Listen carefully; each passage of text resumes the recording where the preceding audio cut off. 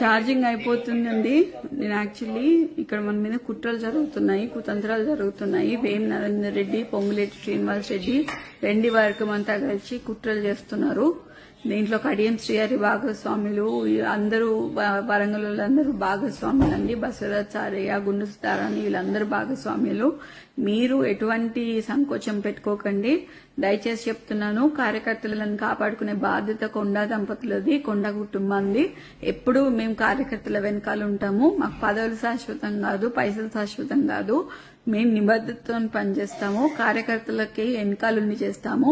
మీరు దయచేసి మీ మనోధైర్యాన్ని కోల్పోకుండా మాకు మనోధైర్యాన్ని ఇవ్వాలని మనస్ఫూర్తిగా కోరుకుంటున్నాను.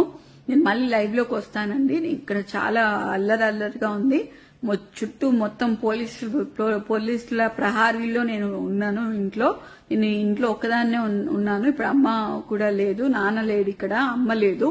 నేను ఒక్కదాన్నే ఇంత పెద్ద ఇంట్లో ఒక పోలీసుల ప్రహారీ మధ్యలో ఉన్నాను. మేమేం తప్పు చేశామనేది కూడా తెలియట్లేదు. అసలు ఇంత కక్ష కట్టి బీసీ లీడర్లని మమ్మల్ని ఎందుకు ఇలా చేస్తున్నారు అనేది తెలియట్లేదు.